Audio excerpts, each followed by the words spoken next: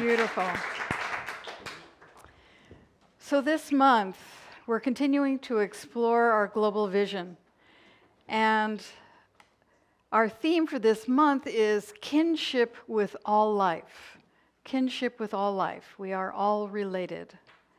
And this is part of the vision of our world that works for everyone. And the quote for this month, or for this week actually, is from a series of statements written by Ernest Holmes back in the 1920s when they asked him what he believed. And he said, "We believe that the manifest universe is the body of God." That the manifest universe is the body of God. So that everything that there is from that one source, dwells in that one source. So I have a reading I'd like to start with. Can you guess who I am? I am your constant companion. I am your greatest helper or heaviest burden. I will push you onward or drag you down to failure. I am completely at your command. Half of the things you do, you might as well turn over to me, and I will do them quickly and correctly. I am easily managed. You must be firm with me. Show me exactly how you want something done, and after a few lessons, I will do it automatically. I am the servant of great people, and alas, of all failures as well. Those who are great, I have made great. Those who are failures, I have made failures. I am not a machine, though I work with the precision of a machine plus the intelligence of a person. You may run me for profit or run me for ruin. It makes no difference to me. Take me, train me, be firm with me, and I will place the world at your feet. Be easy with me, and I will destroy you. Who am I? I am habit. I am habit. So when we think about habits, usually we think about things like, I get out of bed, I make the bed. It's just a habit, right? I don't even think about making the bed because it's just what I do.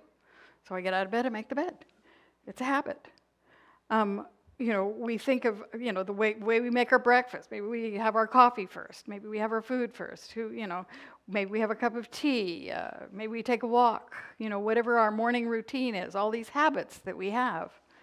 Habits of where we put our keys, how we drive to the center. If I'm not thinking wherever I'm going, I will end up here. Because it's such an ingrained habit to come here.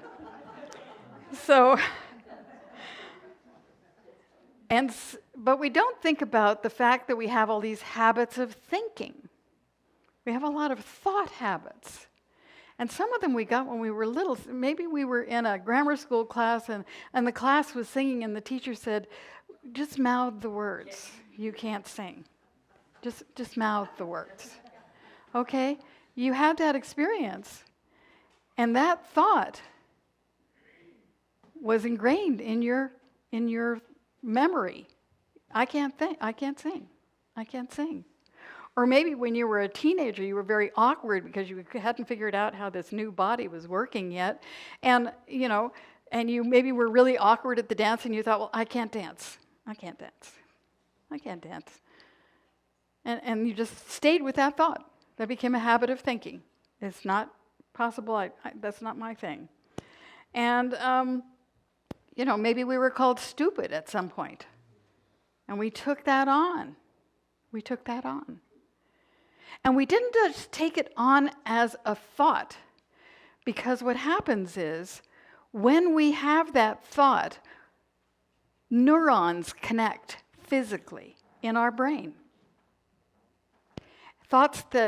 Neurons that fire together, wire together. So we actually made a pathway. And if we continue to reinforce that thought, that pathway gets really deep and instantiated in our minds. And the other thing that happens is that thought creates an emotion. It generates some proteins called neuropeptides. And those get transmitted into our bodies, and they create an emotion that creates a feeling in our bodies. Now, the part that I didn't realize was that when our brain recognizes that our body has these feelings, it gives us more thoughts to experience that feeling. It reinforces that feeling. And so we get into a loop where our brain is generating the chemicals to create the feeling, and the feeling is generating the message to the brain to continue to generate those feelings. So we get this little loop caught in our body physically. So that's why we can't just change a habit easily, because it's not just changing a thought, it's changing physical, biological wiring in our bodies. Now, the good news is we can do that. The brain is flexible. We didn't used to think that. We thought, 25, man, that's it. You're stuck. No, we have realized that there is flexibility. We can generate new paths in our brain. We can stop being addicted to our own body chemicals, because that's what happens. We get addicted to those feelings, the chemicals in our body that are generated by those feelings, those chemicals in our body. We get familiar with them and we get addicted to them just because they feel familiar. Maybe they don't even feel good, but they're familiar. And so we hang on to them. We hang on to them. And they continue to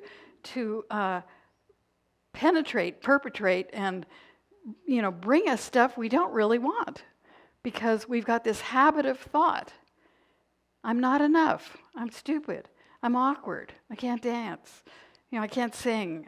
I'm not talented. I'm not creative. And all these thoughts come in to get reinforced over and over and over again. And it's just not true. It's just not true. But the process of creating a new habit is not necessarily an easy one. I think I told you when I came back from the Salt Lake City convention that we had a presentation, and the man said the latest research shows that you have to do something from 18 to 66 times in order for it to become a habit. I used to, hear that, if you did it for 21 days, you were done. Well, now it's 66. 66 days, you really got a habit. So what we do here in the science of mind and spirit is we invite people to have a new thought and to practice that new thought. To practice that new thought with affirmations and with exercises in classes. We do exercises where we're watching our thoughts, sort of observing the trends of our thoughts. Is the general trend of our thoughts, thoughts are like this. Sort of, and then, you look at it. Is the general trend of our thoughts positive, or is the general trend of our thoughts negative?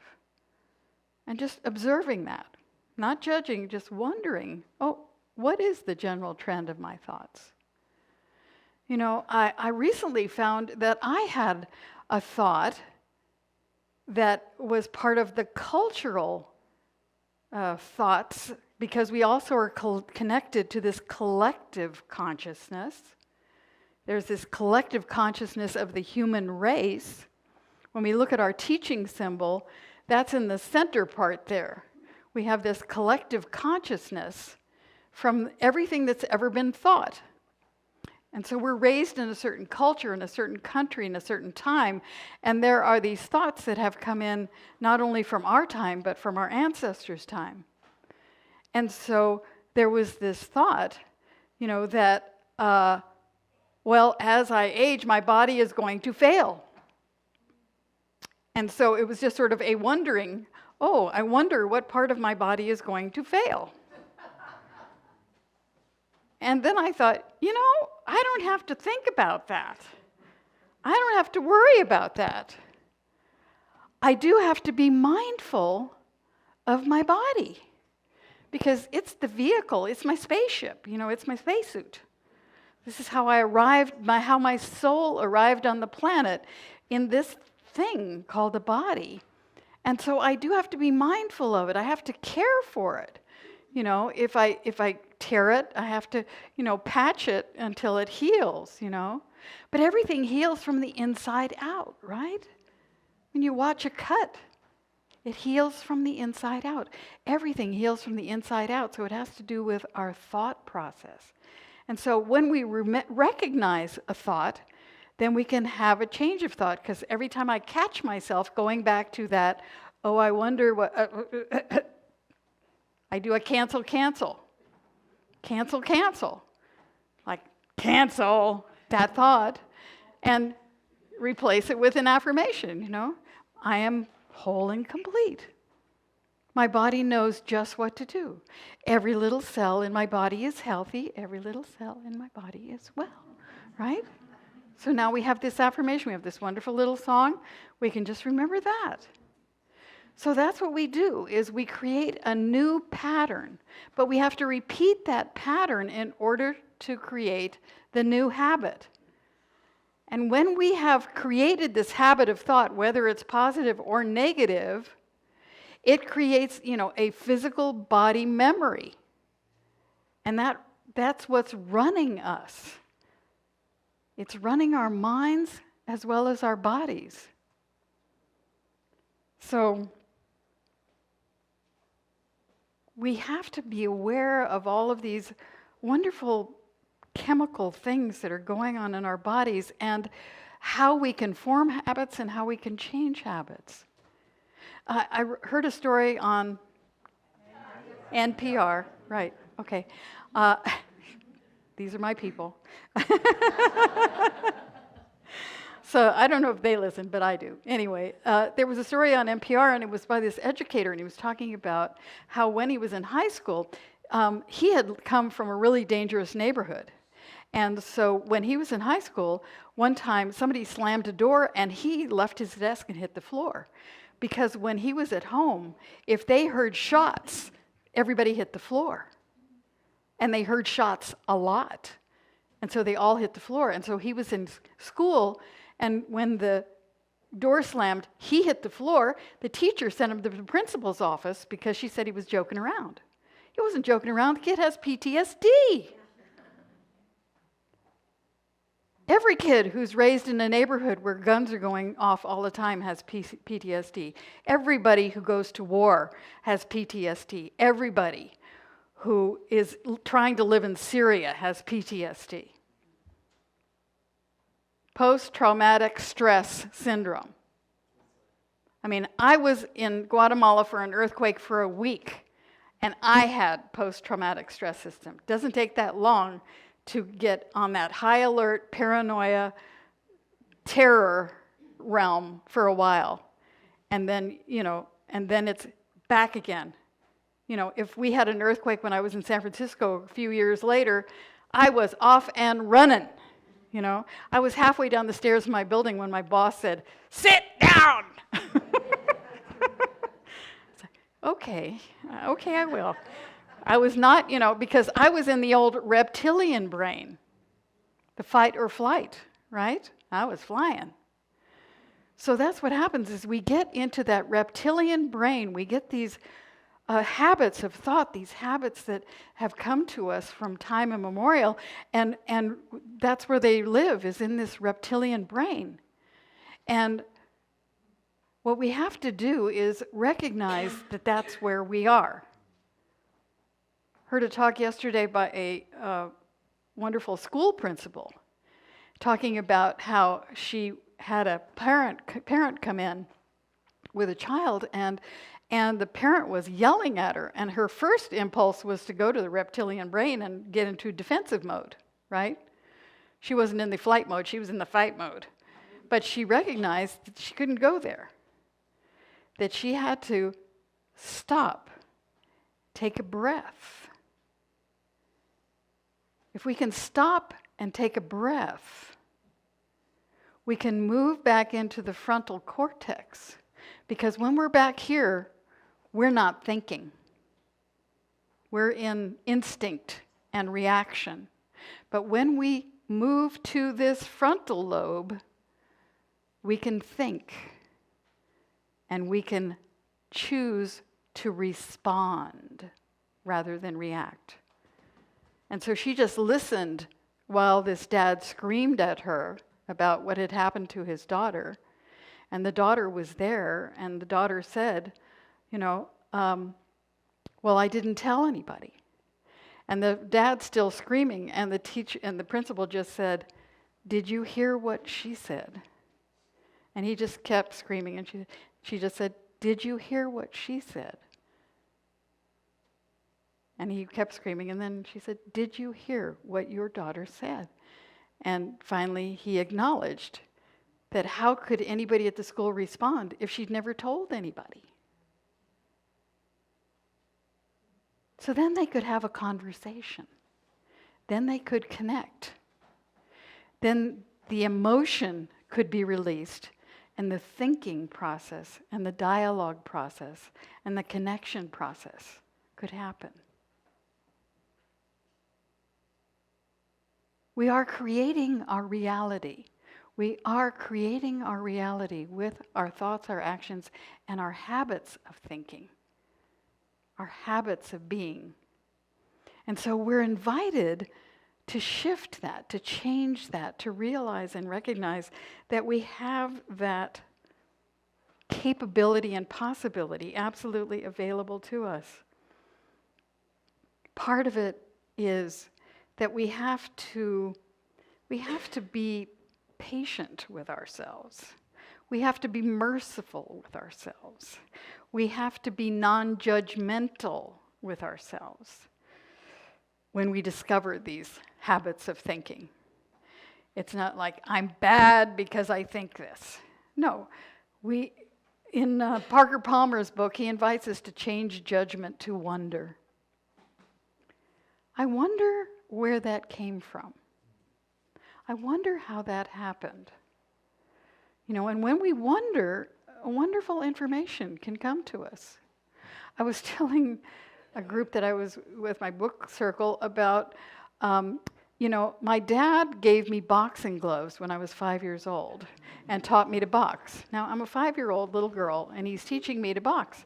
And, and when I tell people that, there's like, what? And then I realized that before he did that, I had had 2 experiences in my neighborhood in San Francisco. I was born in San Francisco and lived, on the streets of San Francisco, because that's where all the kids were hanging out, was on the streets. And we had big fat sidewalks, so we could roller skate and all that stuff. Anyway, most of the kids were boys. There were a few girls, lots of boys. Well, one time I got tied up by some boys in an empty lot to a pole. And I was there, just crying and screaming, and nobody was coming. And then finally one of the boys came back and untied me. And of course I ran home and told my parents, blah, blah, blah. Okay, number 1. And then number 2, I was playing with a friend of mine. We were on a log, and her brother came by and he said, oh, let's play, cowboys, whatever. And he tied us up. And then he rolled the log forward and we hit head first. So I had this big bloody nose. So I went home with this bloody nose. So I think that's why Dad bought me the boxing gloves. I never put that together. It was like, oh. See, when we wonder, so when we wonder, we remember, okay, that teacher, I didn't think I could sing because that teacher back in 2nd grade told me to just mouth the words. And I've been living with that ever since. Maybe I could try to sing. Maybe I could just try and see, it's only been 40 or 50 years. Maybe something has changed in that time. Maybe I could sing. When I first started out in the science of mind, everybody was singing, and I was mouthing the words because I didn't think I could sing. And so then one day I actually started singing, and I actually, for the first time, heard myself sing. And it was like, oh, okay. It's okay. Not great, but okay. I could sing. It's okay. I could actually hear myself sing. It's like, whoa, something entirely different. Yay. So we can change. We can change our minds. And so we use these practices that we have in our toolkit. The practices of meditation, the practices of prayer, the practice of affirmation, the practice of visioning and visualization, envisioning what it is we want, instead of getting stuck on what's happening right now that we don't want. We get stuck in looking at the problem instead of moving beyond the problem to a possibility. But the problem is, between the old habit and the new habit, there is that scary space called the unknown. And when we're in that scary space of the unknown, where we've left behind the old thing, but we're not sure what the new thing is, we're in that scary space, but that's also the space of infinite possibility. Of infinite possibility if we let it be, if we're open to the thoughts. And so that's why we meditate and we pray and we have our visioning and our visualizations and our studies of spiritual materials, so that we can be guided by others who've made this journey and see what helped them. And maybe we can pick up something along the way that will be helpful to us. We don't necessarily follow another person's path blindly, because each of us are unique individuals, and what works for us is unique. So we have to figure out what works for us. And in this month's Science of Mind magazine, there's a great article by Dr. Jesse Jennings, and I love his writings. And he says, prayer shouldn't be a last resort invoking some distant supernatural power to swoop in and fix the problem. He says, true prayer leaps up joyfully from a context of prior and unimpeded oneness with the source of all, despite any contrary appearances at the level of form. Consequently, that appearance is free to change or to depart, which it is in the process of doing anyway, as all things are. Every thought is a prayer in potential, and prayers that yield results are composed of thoughts wrapped in the feeling of welcoming and freedom. Prayers that have the best results are composed of thoughts wrapped in the feeling of welcoming and freedom. So we're thinking about what it is we would like to have instead. And we think about it in terms of qualities. The book for this month is a book called A Life of Being, Having, and Doing Enough by Dr. Wayne Miller. And he's a wonderful writer. And he talks about how, he says, when Jesus described heaven, he rarely spoke of a place, but described a quality of heart, a practice of attention, a way of being lovingly awake, awestruck by the beauty and grace of ordinary things we might easily overlook. I'm going to read that again. He didn't speak of a place, but a quality of heart, a practice of attention, a way of being lovingly awake, awestruck by the beauty and grace of ordinary things we might ordinarily overlook. So this is a call to us. It's a call to us to be awake, to be aware, to realize the possibilities, the infinite possibility that is available to us in the space between the old and the new, the old habit and the new habit, the awakening to something entirely different. And, the letting go of what no longer serves us. There was a thing I saw on Facebook, Spirit is working everywhere, where this psychologist asked an audience, how heavy is this glass? And people are saying, 12 ounces, or they're saying, 20 ounces, whatever. She says, it's not about the absolute weight of the glass. It's about how long I hold it. If I hold it for a minute or two, no big deal. If I hold it for an hour, I probably have an ache and a stiffness. If I hold it for a day, I'm paralyzed. If I hold it for a day, I'm paralyzed. And so if we're, it gets stuck. And that's the thing about our thoughts.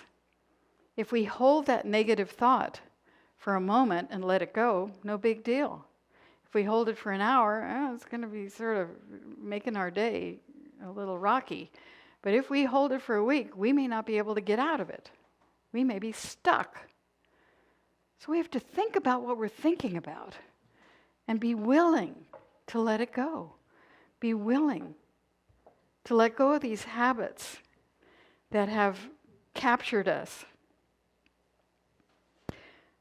Wayne Miller also says, we cannot hope to create enough of anything in an instant. A life that becomes spacious and full is a life made of moments chosen carefully, decisions that each, one by one, lean into an abiding trust in the power of life, the fecundity of love, and the wholeness of our own heart's wisdom.